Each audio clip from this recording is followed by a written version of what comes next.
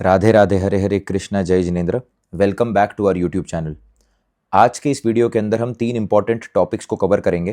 पहला, सूर्य और शुक्र का कंजंक्शन कुंडली में किस तरीके से काम करता है और इसको देखना किस तरीके से चाहिए। दूसरा, बेसिक कंजंक्शन की स्टडी कैसे होती है, आपके कुंडली में कोई भी प्रकार का कंजंक्शन होगा उसको डिकोड कैसे किया जाता है। थर्ड है डिग्री सिस्टम। डिग्री सिस्टम इतना इंपॉर्टेंट है आपके चार्ट के अंदर कि एक पर्टिकुलर प्लैनेट की डिग्री जब आप दूसरे प्लैनेट की डिग्री के साथ कंपेयर करोगे तो ये कंपैरिजन जो है ये इतना सटीक तरीके से काम करता है कि डाइवोर्स को भी बता सकता है और एक हैप्पी मैरिड लाइफ को भी बता सकता है। एक कंजंक्शन के अंदर सिर्फ किसी ग्रह के आगे होने से इतना अंतर आ जाता है और किसी ग्रह के पीछे होने से इतना बड़ा अंतर आ जाता है। तो सबसे पहले सूर्य और शुक्र को डिकोड करने की कोशिश करते हैं, समझने की कोशिश करते हैं कि कंजंक्शन काम कैसे करता है। तो अब इस दुनिया के अंदर 30% प्लस पॉपुलेशन के अंदर कुंडली में ये कंजंक्शन आपको देखने मिलेगा सूर्य और शुक्र का। तो आज जब हम इसको डिकोड करेंगे तब अगर आपकी कुंडली के अंदर एक कंजंक्शन प्लस और -5 डिग्री सूर्य के साथ बैठा हो, यानी कि शुक्र अगर +5 डिग्री सूर्य है या फिर -5 डिग्री सूर्य के पास में बैठा हुआ है, तो आपको इसके ऑलमोस्ट 95% रिजल्ट देखने मिलेंगे। +7-8% के आसपास अगर बैठा हुआ है तो 70 से 80% रिजल्ट देखने मिलेंगे। और अगर थोड़ा और दूर बैठा होता है तो 40 से 50% रिजल्ट आपको यहां पर देखने मिलेंगे। तो इस तरीके से इस वीडियो को देखने की कोशिश करिएगा और अपने हिसाब से इसको आइडेंटिफाई करने की कोशिश करिएगा कि आपका चार्ट क्या कहने की कोशिश कर रहा है। तो सबसे पहले तो यह समझना इंपॉर्टेंट है कि कंजंक्शन काम कैसे करता है। सबसे बड़ी भूल जो हर एक एस्ट्रोलॉजर करते हैं कंजंक्शन को स्टडी करने में कि वो सिर्फ और सिर्फ ग्रहों को पकड़ते हैं और कभी भावों को पकड़ते ही नहीं है। अब ये कितनी सिंपल सी टेक्निक है, एक कितनी सिंपल सी एक विचार है कि जब भी किसी लड़के का और लड़की की शादी होती है तब सिर्फ उन दोनों की शादी नहीं होती है, उनके परिवारों की भी साथ में शादी होती है। फॉर एग्जाम्पल, एक लड़के की शादी अगर एक लेडी से हो रही है, वो जो लेडी के पिताजी हैं अगर वो बहुत ज्यादा अल्कोहल कंज्यूम करते हैं तो उसकी रिस्पॉन्सिबिलिटी कहीं ना कहीं इस लड़के पर भी आएगी। सोसाइटी के अंदर लोग इसको भी बोलेंगे कि देख तेरे जो फादर इन लॉ है वो कितना ज्यादा अल्कोहल पीते हैं। अगर अल्कोहल पीने वाले उन पिताजी को अगर कुछ हो जाता है तो इस लड़के को उनको हॉस्पिटल भी लेकर जाना पड़ेगा। तो वो सिर्फ उन दोनों की शादी नहीं है, वो उस परिवार की शादी है पूरी। उसी जगह से ऑपोजिट अगर केस लेंगे तो हो सकता है कि उस लेडी के जो पिताजी हैं वो उनका बहुत बड़ा नाम, शोहरत है, इज्जत है समाज के अंदर, तो इस इंसान को उसका बेनिफिट मिलेगा कि देखिए किसके दामाद बनकर आए हैं, तो कहीं ना कहीं जाएगा तो वो रिस्पेक्ट बढ़ेगी। एक बात आप हमेशा ध्यान रखेंगे, कुंडली के अंदर जब भी 2 ग्रह साथ में आकर बैठते हैं तो वो सिर्फ 2 ग्रहों का मिलन नहीं होता है, वो उनके भावों का भी कहीं ना कहीं मिलन होता है। It is also somehow the conjunction of the houses they rule. Always, always and always remember this. Simple तरीके से समझते हैं, कुंडली के अंदर अगर जुपिटर और सैटर्न किसी के साथ में आकर बैठ गए, नाउ जुपिटर इज द कारक for advisory, Jupiter is the कारक for consultation, Saturn is the karaka for karma. So the karma related to consultation, karma related to advisory, karma related to giving opinions to people, karma related to teaching, ये एक basic आपको इनेट structure देखने मिल जाएगा ऐसे इंसान के अंदर। ऐसे इंसान को प्रोफेशन के अंदर कहीं ना कहीं चैरिटी करनी ही पड़ेगी, फ्री में काम करना ही पड़ेगा। कहीं ना कहीं जुपिटेरियन क्वालिटीज आपके काम के अंदर आनी ही चाहिए। अगर आपका काम ऐसा है जहां पर आप ड्रग्स बेच रहे हो या फिर ऐसा कुछ कर रहे हो जहां पर किसी का मॉरली कुछ बेटर नहीं हो रहा है, आपका ये कंजंक्शन आपको नीचे ले डूबेगा, आपको बहुत खराब रिजल्ट देखने मिलेंगे। लीनिएज को तक ये कंजंक्शन खराब कर देगा अगर इस कंजंक्शन के साथ अगर आप कुछ बुरा काम कर रहे हो तो। अब ये सिंपल बात है, क्यों? क्योंकि 9th lord is getting connected to the 10th lord and also the 12th lord. So your karma has to have a lot of charity, has to have a lot of knowledge, has to have a lot of travel. ऐसा इंसान सोचेगा तो बड़ा ही सोचेगा, क्योंकि भाग्य का कारक कर्म के साथ अगर जुड़ चुका है तो जैसे जैसे जीवन के अंदर इंसान की उन्नति होती है वैसे वैसे आप देखेंगे भाग्य भी बढ़ते जाता है, इंसान का उम्र बढ़ते जाती है। उन्नति से मेरा मतलब है उम्र जब बढ़ते जाती है तब भाग्य के अंदर ऐसे इंसान को वृद्धि देखने मिलती है। जुपिटर सैटर्न कंजंक्शन ऐसे इंसान के पास हो सकता है, भले ही अगर ये कंजंक्शन खराब घरों के अंदर बन रहा हो, मेलिफिक्स एस्पेक्ट कर ले तो हो सकता है अगर कर्म ना भी चले तो भी ऐसे इंसान के पास हजारों लोग एडवाइस लेने के लिए आएंगे हमेशा। This is the person who is a advice giver, इसका काम ही एडवाइस देना होता है लोगों को। Because 9th Lord and 10th Lord is sitting together, 12th Lord और 10th लॉर्ड का भी कंजंक्शन है तो ये फॉरेन के अंदर काम करने को भी बताता है। 11th और 10th का तो कॉम्बिनेशन चलो है, 11th और 9th का भी कॉम्बिनेशन है कहीं ना कहीं, तो मासेस को कहीं ना कहीं नॉलेज बांटना। अब डिपेंड करता है कि कौन से त्रिकोण के अंदर आकर बना है। अर्थ त्रिकोण के अंदर आकर बैठा है तो अलग काम करेगा, वायु त्रिकोण के अंदर आकर बैठा है तो अलग काम करेगा, मोक्ष त्रिकोण के अंदर आकर बैठा है तो अलग काम करेगा। खैर वो सारी की सारी आगे की टेक्निक्स है। बट जब भी कंजंक्शन को स्टडी करेंगे तब इस बात को जरूर जरूर जरूर समझेंगे कि these are not just two planets coming together but also the houses, right. उसी तरीके से जब भी किसी कुंडली के अंदर शुक्र और बुध साथ में आकर बैठ जाएंगे, राइट, वीनस और मर्क्यूरी का जब कुंडली के अंदर कंजंक्शन हो जाएगा तो वो चार भावों को पकड़ो कि वो कौन से चार भाव हैं। सेकंड हाउस को शुक्र रूल करता है, थर्ड हाउस को बुध रूल करता है, छठे भाव को बुध रूल करता है, सेवेंथ हाउस को शुक्र रूल करता है। अब आप समझने की अगर कोशिश करें तो इसके अंदर दो घर जो हैं they are ruled by earth त्रिकोण and two planets are ruled by वायु त्रिकोण बेसिकली, राइट, काम त्रिकोण जिसको आप बोल सकते हैं, जहां पर वायु तत्व बहुत ज्यादा है।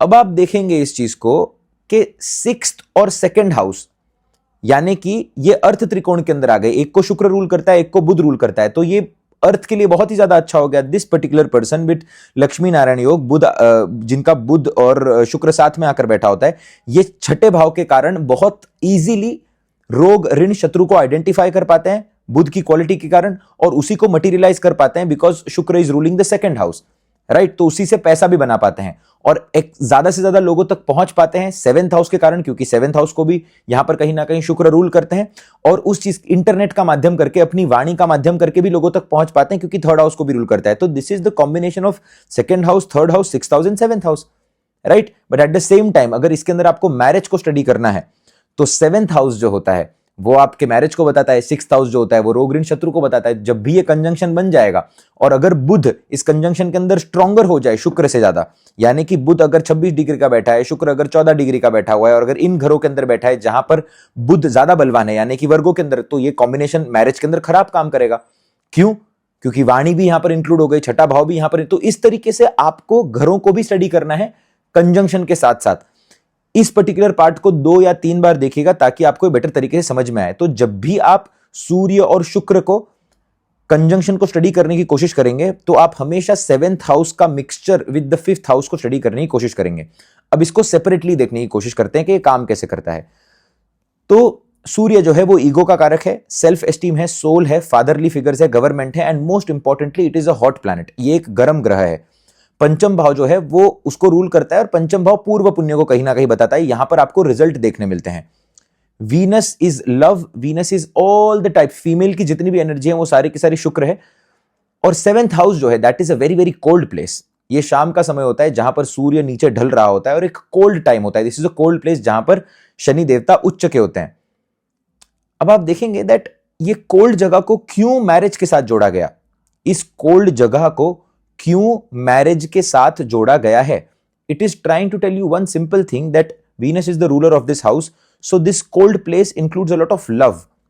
प्यार कहां पर बढ़ता है? जहां पर बहुत ज्यादा डिफिकल्टीज होती है। आपको कुंडली यही बताने की कोशिश कर रही है। मां कौन से बच्चे से ज्यादा प्यार करती है? जो बहुत ज्यादा उन्नति कर रहा होता है उससे ज्यादा प्यार करती है, या फिर कोई ऐसा बच्चा जो कमजोर होता है? कमजोर बच्चा जो होता है ना, मां का ध्यान हमेशा उसकी तरफ ज्यादा होता है क्योंकि दुनिया उससे प्यार नहीं करती, तो मां को उससे प्यार करना पड़ता है कहीं ना कहीं। Seventh house is a very very cold place. शादी आप क्यों करते हो? क्योंकि दुनिया बहुत कठोर है। दुनिया हो सकता है कि किसी को भी आपके साथ अच्छा बिहेवियर नहीं कर रही है, लेकिन जब आप घर पे आ रहे हो एटलीस्ट आपके पास घर पे कोई एक ऐसा इंसान है जो आपके साथ उतना रूड नहीं है, जो आपके साथ उतना कोल्ड नहीं है। तो शुक्र उस भाव को रूल करते हैं यानी कि उस भाव को संभालते हैं। लेकिन वहां पर बाकायदा शर्त क्या है कि आपको उसके अंदर कंसिस्टेंट रहना पड़ता है, आपको उसके अंदर भी स्ट्रगल करना पड़ता है क्योंकि शनि देवता यहां पर उच्च के हुए हैं। मैं हमेशा जितने भी मैंने सक्सेसफुल मैरिजेस देखी हुई है ना, उसके अंदर हमेशा मैंने देखा है that the couple has been through a lot of hardships together and they have decided not to leave each other, only that is the reason they are together. That is the story of your seventh house. Seventh house को समझाने का इससे better तरीका कोई नहीं है कि शनि यहां पर एग्जॉल्ट होते हैं और शुक्र इसके मालिक बनते हैं basically, right. So this is a cold house, this is the house of initiation. यहां पर चीजों की शुरुआत होती है basically, okay. And what is the result? आप इस शादी से क्या गेन करते हो? आप इस शादी से क्या गेन करते हो? So basically seventh house से if you go 11 positions away then you come to the fifth house। basically fifth house यानी कि क्या? आपके बच्चे। अगर आप बेसिक तरीके से समझने की कोशिश करो तो सेवेंथ हाउस से 11 पोजीशंस अवे आप बच्चे गेन करते हो। आप अपने पूर्व पुण्य का यूज करके किसी और आत्मा को इस धरती के ऊपर लेकर आते हो, जो आप आगे जाने के बाद आपकी सेवा करते हैं या फिर आपकी प्रॉपर्टी लेते हैं। डिपेंड करता है कि आपका पूर्व पुण्य कैसा है। तो at the end of the day if you want to understand that fifth house यानी कि पंचम भाव जो सूर्य रूल करता है, that is the house of your results, right. And seventh house is the house of cold things, जहां पर you have to do a lot of struggle and the initiation of things. Now whenever in an horoscope, जब भी किसी पंचम भाव को आप इस तरीके से समझिए, यहां पर ना बहुत ज्यादा फायर है, क्योंकि आप देखिए यहां पर खाना तो आप खा लिया आपने, अब यहां पर खाने का पाचन क्रिया हो रही है, यहां पर एनर्जी का जनरेशन हो रहा है, तो एसिड हो गया, स्टमक की फायर हो गई, आपकी जठराग्नि हो गई, ये सभी चीजें आप पंचम भाव से देखते हो। तो खाना खाने की जो प्रोसेस है ना, जो भी कुछ वहां पर हो रहा है, that is all seventh house, इस तरीके से समझिए। लेकिन जब उस खाने का पचन होगा और उससे जो एनर्जी क्रिएट होगी, जो एनर्जी जो बॉडी को सपोर्ट करेगी, that is your fifth house. Now try to understand कि जब भी कुंडली के अंदर सूर्य और शुक्र साथ में आकर बैठ जाते हैं तो seventh Lord and fifth Lord is sitting together. अब यहां पर हम क्यों सिर्फ सेवेंथ लॉर्ड को ले रहे हैं, शुक्र की मूल त्रिकोण की राशि को ले रहे हैं। तो शुक्र और सूर्य की युति यह बताती है that now this particular person's karma of the marriage is coming to an end. This particular person's karma of marriage is coming to an end. That is the reason in these cases marriage is always very intense. सूर्य और शुक्र के case के अंदर आपको marriage के अंदर बहुत ज्यादा इंटेंसिटी देखने मिलेगी, बहुत ज्यादा एग्रेशन देखने मिलेगा और बहुत ज्यादा हाई इमोशनल वल्नरेबिलिटी आपको देखने मिलेगी। क्यों?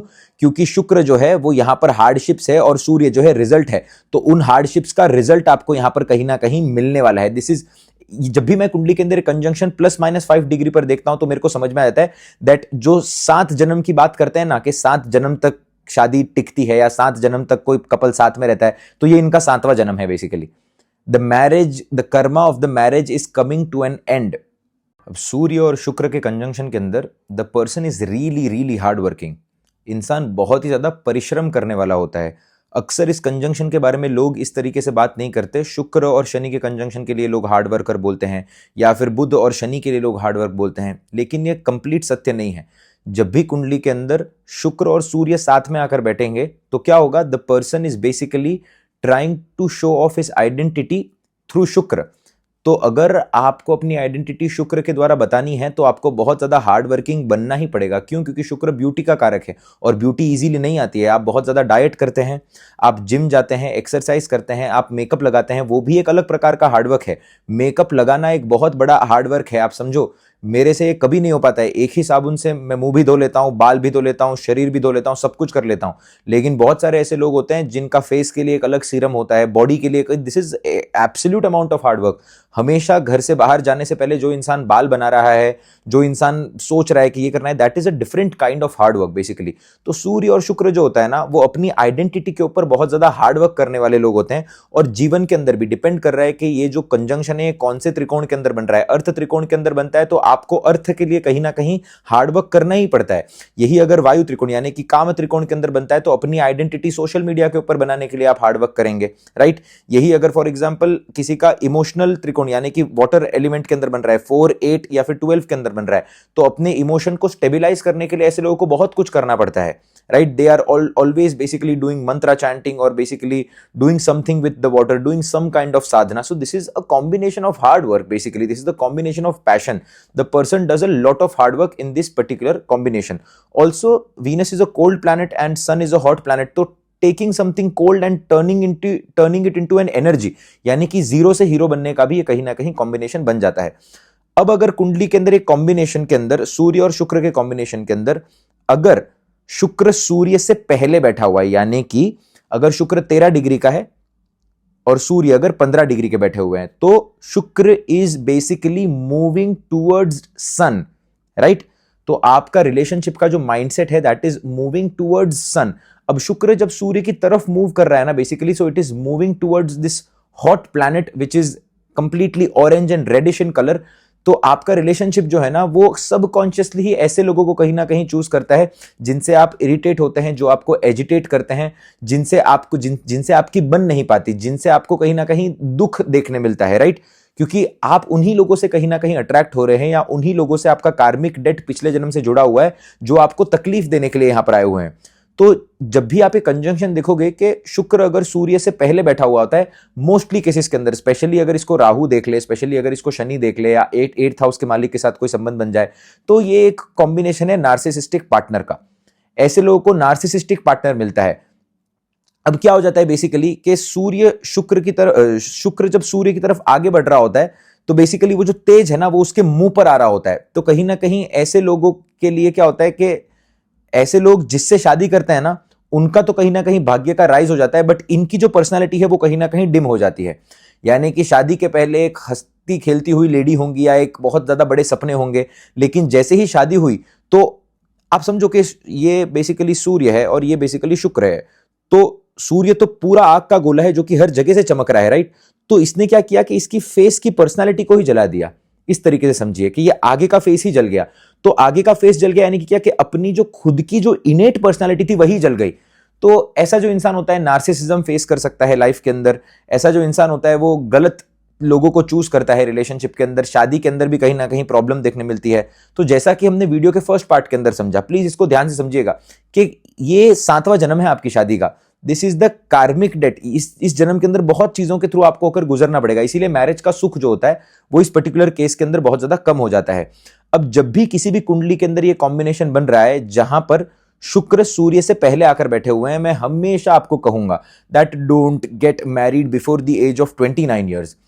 29 साल की उम्र से पहले कभी भी मैरिज को मत करिएगा। फ्री विल एक बहुत ही इंपॉर्टेंट रोल कुंडली के अंदर प्ले करती है। देखिए अगर शुक्र बहुत नजदीक है ना सूर्य से, तो इसका मतलब यह है कि वो एक ब्लू कलर की फायर है, वो फायर डायरेक्टली आपको जला रही है। लेकिन जितना ज्यादा समय बीतता जाता है ना उतना ज्यादा कार्मिक डेट कम होते जाता है। और बृहस्पति की सबसे खास बात ही यह है नवम भाव की कि जितना आप नॉलेज गेन करते हो उतना ही आप अपने आप को बेटर तरीके से समझ पाते हो और पार्टनर को भी हैंडल कर पाते हो। तो एटलीस्ट वो ब्लू फायर जो है ना वो रेड फायर हो जाती है या फिर ऑरेंज फायर हो जाती है, वो कम हो जाती है basically. So it is very very important to understand to get married late in life. This is one of the most beautiful remedies to be done when Venus is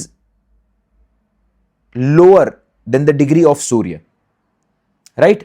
अब दूसरा समझते हैं कि फॉर एग्जाम्पल शुक्र जो है वो सूर्य से आगे आकर बैठा हुआ है डिग्री के अंदर. Now in this particular case जो मैंने पहले बताया वो कम हो जाता है ये प्रेडिक्शन, और दूसरा जो प्रेडिक्शन है वो बढ़ जाता है. पॉजिटिव प्रेडिक्शन यहां पर बढ़ जाता है. बेसिकली क्या है कि वो कंबशन से बाहर आ रहा है. तो इनिशियल स्टेजेस के अंदर आपको शादी खराब देखने मिल सकती है, इनिशियल स्टेजेस के अंदर स्ट्रगल देखने मिल सकते हैं, इनिशियल स्टेजेस के अंदर आपको अप्स एंड डाउन्स बहुत कुछ देखने मिल सकता है. But in this case Venus is coming out of combustion, it is going towards something, going towards a good place. और उसी के आगे के भाव के अंदर फॉर एग्जांपल अगर बृहस्पति बैठ जाए, उसी के आगे के भाव के अंदर अगर कोई अच्छा ग्रह बैठ जाए तो मैरिज बहुत फैंटास्टिक चलती है. ऐसे लोग बहुत ज्यादा क्रिएटिव होते हैं.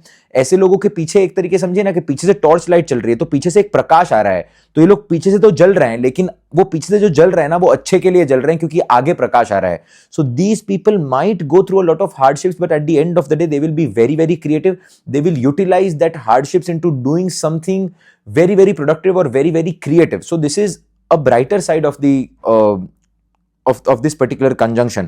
तो हमेशा एक कंजंक्शन खराब नहीं होगा लेकिन इस पर्टिकुलर कंडीशन के अंदर आपको एक कंजंक्शन जो है वो बेटर तरीके से भी देखने मिल सकता है. अब ये समझते हैं कि now let's say that Venus is lower in degrees. Now let's say that Venus is lower in degrees then sun, but शुक्र फिर भी स्ट्रांग हो गया है. यानी कि फॉर एग्जाम्पल ये कंजंक्शन जो है लिब्रा के अंदर बन जाए, ठीक है. सूर्य देवता जो है 18 डिग्री के बैठ जाए और शुक्र देवता जो है वो फॉर एग्जाम्पल आप मानिए 15 डिग्री के बैठ जाए. अब ऐसे केस के अंदर पता है क्या होता है? ऐसे केस के अंदर होता है कि आपने वो केसेस सुने होंगे टिपिकल केसेस कि हस्बैंड जो है वो वाइफ को मार भी रहा है, अब्यूज भी कर रहा है, लेकिन तो भी शुक्र यहां पर स्ट्रांग होने के कारण इंसान रिलेशनशिप से बाहर नहीं आ पाता है.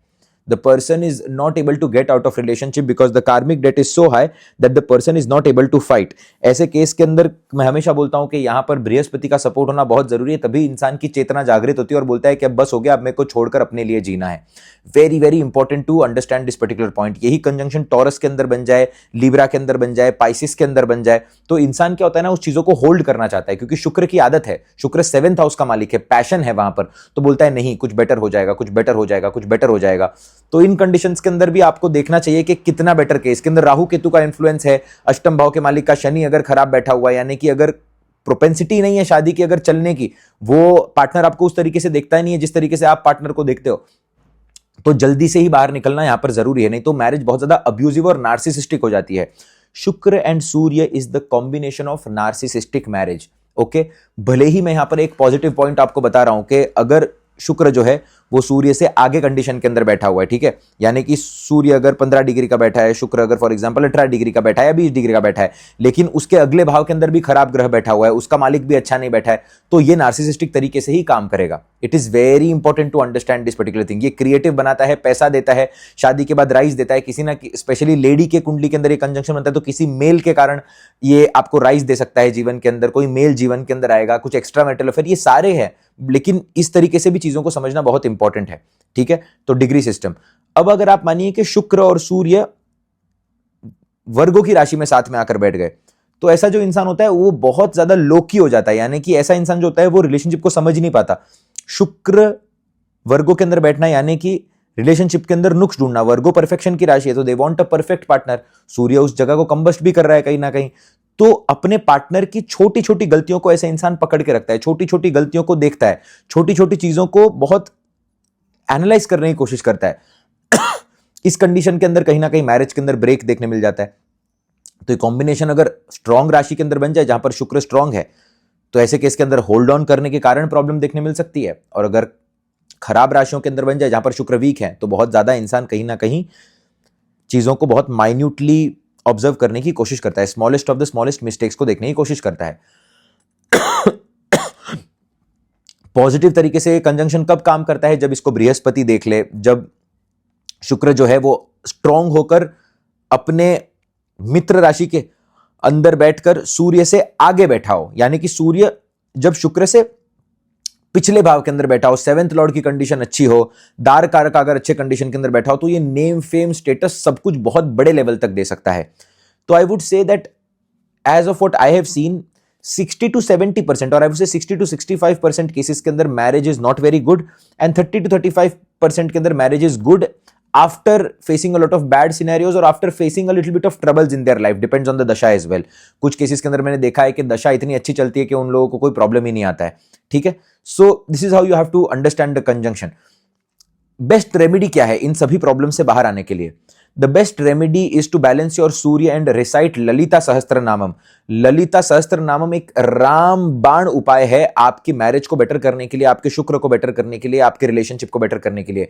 जब आप 90 दिन का अनुष्ठान ले लेंगे ललिता सहस्त्रनाम का और रेगुलरली आप इसको करने की कोशिश करेंगे, आप अपनी लाइफ के अंदर एक मेजर चेंज पाएंगे। आप अपने हर प्रोफेशन के अंदर भी मेजर चेंज पाएंगे लाइफ, क्योंकि शुक्र धन का भी कारक है और सूर्य इज्जत का भी कारक है बेसिकली। तो दीज आर बेसिकली इंटरकनेक्टेड। तो वो ईगो का जो प्ले है ना वो बहुत हद तक कम हो जाता है कहीं ना कहीं।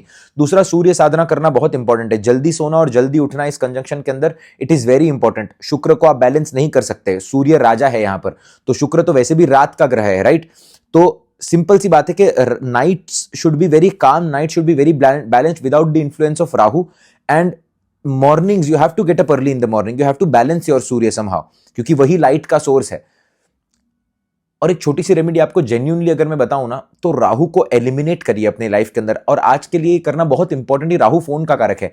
आपकी बीवी से ज्यादा या आपके हस्बैंड से ज्यादा आपका फोन आपके पास रहता है। If you just make it a point two like you know not use your phone for like 2 months or 3 months, just keep it aside, somehow only answer to the important calls or just check the emails and not do Instagram, your marriage will suddenly start getting better।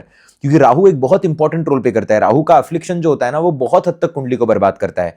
तो ये एक बहुत अच्छी remedy है ललिता सहस्त्रनामम। सवेरे जल्दी उठकर morning routine को फॉलो करना और फोन यूज ना करना। These are some basic remedies which a person can do. So this is how it works. Degree system एक इतना इंपॉर्टेंट रोल प्ले करता है। Apart from this, in this particular conjunction, you have been given the grace of creativity somehow. Look good, be good, talk nicely, use the influence you have for all the good things, and this combination will take you to great heights. I hope आपको ये छोटा सा video पसंद आया होगा। Lots of love and lots of blessings to each and everyone. Radhe Radhe, हरे हरे कृष्णा।